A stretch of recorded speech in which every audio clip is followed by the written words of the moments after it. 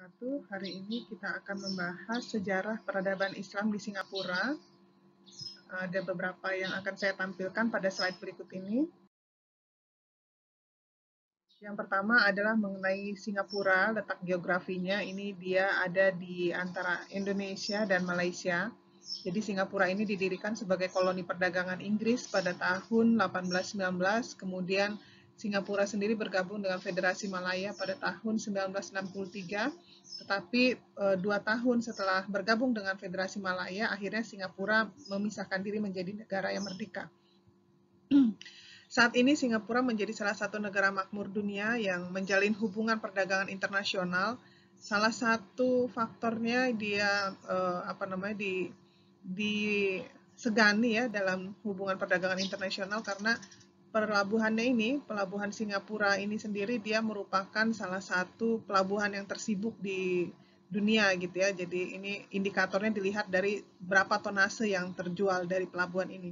Kemudian kalau dilihat PDB per kapita yang sama dengan negara maju di Eropa Barat, ini Singapura juga hampir menyamai. Jadi sebetulnya Singapura ini merupakan negara kota yang berbentuk kepulauan, dan sebetulnya kalau kita lihat di peta, jadi kalau ada peta dunia itu dia di ujung Malaysia gitu ya, di antara Malaysia dan Indonesia ini ada pulau kecil gitu ya, dia memiliki jumlah daratan itu hanya 692,7 km persegi. Nah, selanjutnya sejarah negara Singapura ini sendiri dia ada pada abad ke-2 Masehi. Saat itu Singapura merupakan salah satu bagian luar dari kerajaan Sriwijaya yang terpusat di Sumatera Selatan, atau sekarang kita kenal Sumsel itu ibu kotanya di Palembang ya. Nah, ini pada waktu itu namanya Temasek. Selanjutnya pada abad ke-16 dan abad ke-19, negara ini menjadi bagian dari Kesultanan Johor, lalu datang perompak dari Portugis, kemudian membakar pemukiman-pemukiman di pinggir Singapura. Lalu pada tanggal 28 Januari 1819, kapal Inggris akhirnya mendarat di Singapura. Waktu itu dipimpin oleh Thomas Stamford Raffles. Ini misi awalnya si Raffles ini tadinya dia mencari tempat strategis untuk membangun pelabuhan di Selat Malaka ya. Nah, akhirnya si Raffles ini berhasil membangun pos dagang serta pelabuhan di bagian selatan Pulau Temasek ini, yang akhirnya menjadi Singapura sekarang. Lalu Singapura sendiri menjadi sebuah negara yang merdeka itu tanggal 9 Agustus 1965. Presiden pertamanya bernama Yusof bin Ishak. Kemudian Lee Kuan Yew ini menjadi Perdana Menteri pertamanya. Nah, saat pemerintahan Perdana Menteri Goh Chok Tong ini menggantikan Lee, Singapura menghadapi banyak tantangan mulai dari krisis keuangan di Asia tahun 97, kemudian ada ancaman teroris Jemaah Islamiyah, kemudian ada penyakit SARS, dan tahun 2004 putra sulung Lee yaitu Lee Hsien Loong ini berhasil menjadi Perdana Menteri yang membuat keputusan strategis yaitu rencana pembuatan kasino untuk meningkatkan pariwisata. Nah, kalau kita lihat agama di Singapura, ini dia 50% penduduknya itu menganut agama Buddha atau Tao, serta Konfusius. Lalu ada juga agama Kristen dan agama Islam. Agama Islam ini termasuk agama yang dianut oleh etnis India dan Pakistan ya. Jadi yang banyak menganut agama Islam di Singapura itu biasanya sukunya India dan Pakistan. Dan ada juga agama-agama lain ya yang jumlahnya sangat kecil. Kalau kita bicara tentang perkembangan Islam di Singapura, ini dia memiliki pengaruh ya dari Indonesia dan Malaysia. Jadi kalau beberapa ahli atau sejarawan ini mengatakan Islam itu datang ke Asia Tenggara pada abad 7. Jadi cerita dari Cina yang berasal dari zaman Tang. Kemudian ada pula yang mengatakan bahwa pada abad ke-13 ini Islam masuk ke Asia Tenggara. Buktinya adalah adanya keruntuhan dinasti Abbasiyah oleh bangsa Mughal pada tahun 1258. Kemudian ada juga ditemukan berita Marco Polo tahun 1292 dan Ibnu Battuta pada abad ke-14. Serta ditemukan juga nisan-nisan kubur Sultan Malik As-Saleh pada tahun 1292.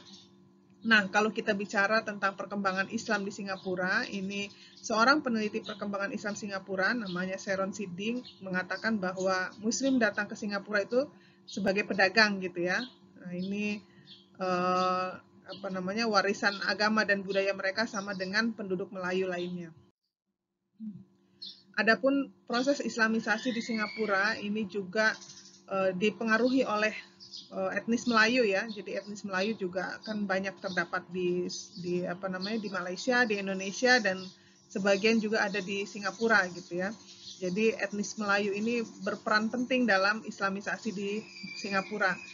Nah, dalam perkembangannya komunitas Muslim Singapura ini mereka itu sangat kurang ya komunitas pemimpin tradisional pribuminya. Jadi mulai terjadi degradasi kepemimpinan dari kalangan pemimpin tradisional pribuminya.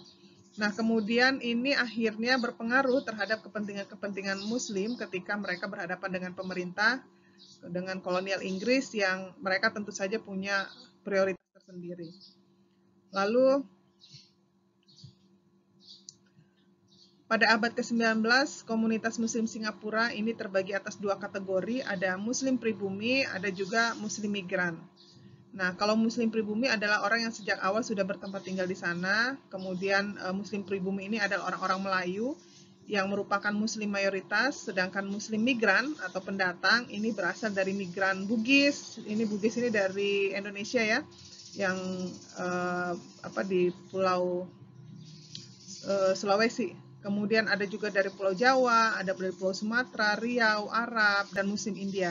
Nah, sementara itu, Sharon Siddiq, ini tadi sejarawan, membedakan antara kelompok migran yang berasal dari dalam wilayah Jawa, Sumatera, Sulawesi, Riau, Bawean, dan kelompok yang bermigrasi dari luar wilayah, yaitu Arab dan India.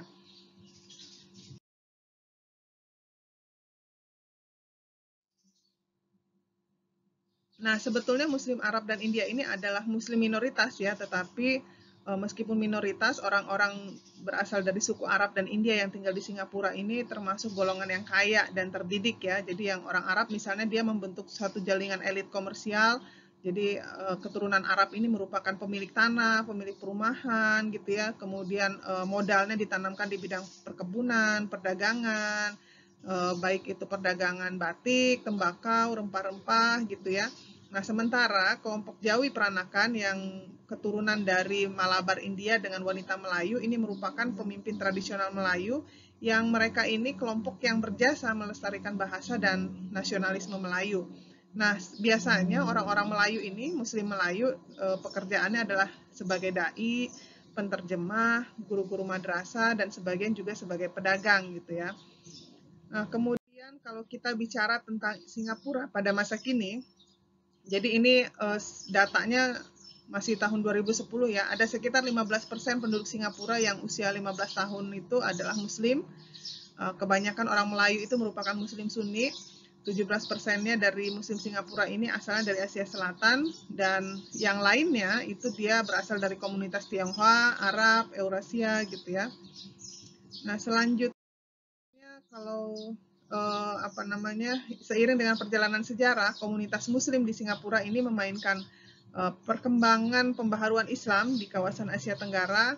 Di Singapura juga ada publikasi-publikasi ya maupun penerbitan majalah yang isinya itu merupakan muatan-muatan reformis dari kalangan Muslim. Saat ini Islam di Singapura itu merupakan agama minoritas ya, karena etnis Muslim yang didominasi oleh orang-orang Melayu di Singapura ini sedikit sekali ya kalau dibandingkan dengan etnis Cina. Bahkan kalau kita lihat di berita-berita, misalnya ada berita tentang Singapura itu, kalau kita lihat secara fisikly mereka lebih mirip ke Cina ya, Chinese ya. Karena memang sebagian besar di Singapura itu etnis Cina. Nah, ada dua faktor terjadinya minoritas Islam di Singapura. Yang pertama karena terbentuk dari migrasi ke negara-negara dan kawasan yang telah memiliki pemerintahan dan sistem nasional yang kokoh. Kemudian yang kedua, ini terjadi karena perubahan dan perkembangan geografis dan politik. Sebagaimana yang kita tahu, tahun 1890, migrasi penduduk Cina itu mencapai 90.400 jiwa per tahun dan meningkat menjadi 190.000 jiwa pada tahun 1895 gitu. Nah, ini persentasenya ya, persentase statistik populasi Singapura. Nah, selanjutnya Islam sebagai agama minoritas di Singapura ini kurang maju ya dibandingkan dengan golongan penduduk lain di semua bidang. Nah, misalnya di dalam bidang pendidikan, jumlah lulusan universitas hanya 2,5% dari jumlah seluruh lulusan. Kemudian persentase Muslim dalam berbagai profesi dan jabatan tinggi ini sangat rendah ya di Singapura. Jadi rata-rata mereka ini apa namanya ya pedagang gitu ya, guru, tadi dai ya. Sedangkan untuk di berbagai bidang yang strategis ini Muslim di Singapura ini sangat minim ya perannya. Nah, pemerintah di Singapura ini biasanya punya satu utusan seorang Muslim dalam kabinet, jadi mereka memperhatikan keterwakilan Muslim. Nah, sebagian Muslim ini mempunyai kedudukan tinggi di bidang hukum dan universitas. Secara ekonomi Muslim Singapura ini ada di antara yang paling miskin. Jadi yang kaya-kaya tadi itu kan banyak oleh etnis Cina, etnis Arab juga ya.